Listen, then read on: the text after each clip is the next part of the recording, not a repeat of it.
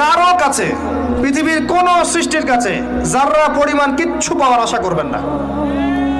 একটু আশা করবেন আপনি কষ্ট পাবেন। কারো কাছে কোনো আশা করতে যায় না, শুধু আল্লাহর কাছে আশা করেন। সমস্ত কাজের প্রতিদান আল্লাহর কাছে চান, পরকালে আপনি সুখে থাকবেন ইনশাআল্লাহ। শেষ হাসি আপনি হাসবেন ইনশাআল্লাহ। এছাড়া আমি কোনো সলিউশন দেখি না ভাই। আমি কলিজা থেকে কথাগুলো বললাম আপনাকে, আর যে কথা কলিজা থেকে বের হয় সেই কথা আপনার কলিজার মধ্যে আঘাত করবে ইনশাআল্লাহ। সব কাজ শুধু আল্লাহর জন্য করেন, কেউ আপনার আপন না। আল্লাহ ছাড়া কেউ আপনার আপন নয়। আপনি ভুল করবেন যদি আপনি অন্য কাউকে আপন মনে করেন। আপনার পলিটিক্যাল লিডার, আপনার প্রশাসনের স্যার, আপনার পরিবারের স্ত্রী, আপনার সন্তান, হাবি হাবি যা যা আছে, যদি মনে করেন আমার আপনজন, আপনি ভুল করবেন। সবাই সবার স্বার্থ চেনে, সবাই সবার স্বার্থ চেনে। শুধু আল্লাহ আপনাকে নিঃস্বার্থভাবে ভালোবাসেন, আল্লাহ পাক স্বার্থ চান না। সারাটা জীবন পাপ করে থাকলেও একটা বার দাঁড়িয়ে খালি বলেন আল্লাহ আস্তাগফিরুল্লাহ ওয়া আতুবু ইলাইহি, মন থেকে বলেন আল্লাহ আমি ভুল করেছি, আল্লাহ আমাকে মাফ করে দাও। এক মুহূর্তের মধ্যে আল্লাহ পাক আপনার সমস্ত গুনাহগুলোকে নেকিতে পরিবর্তন করে দিবেন ইনশাআল্লাহ। আল্লাহ ছাড়া কেউ নাই আপন। আল্লাহর জন্য খালেস করে ফেলেন নিজেকে, তার দিনের জন্য চেষ্টা করেন। তার দিন আজকে অবহেলিত, তার দিন আজকে অপদস্থ।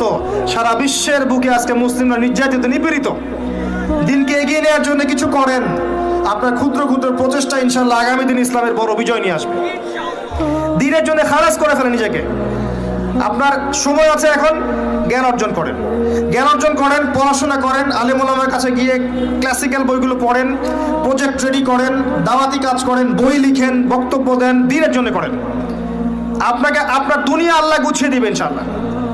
দুনিয়া আল্লাহ গুছিয়ে দিবেন ইনশাআল্লাহ। আপনি দিনের জন্য খালেস করে ফেলেন নিজেকে, আল্লাহর দিনের হয়ে যান। এবং দুনিয়া যে কাজগুলো করবেন শুধু আল্লাহ সন্তুষ্টির জন্য করবেন, কারো কাছে কিচ্ছু পাওয়ার আশা করবেন না। দেখবেন ইনশাআল্লাহ আপনি সুখে থাকবেন। একটা পর্যায়ে গিয়ে নূহ আলাইহিস সালামকে বলতে হয়েছে রব্বি আন্নী মাগলুবুন ফান্তাসির। আল্লাহ 950 বছর দাওয়াত দিলাম, মানুষ কথা শোনে না, মানুষ শোনেই না।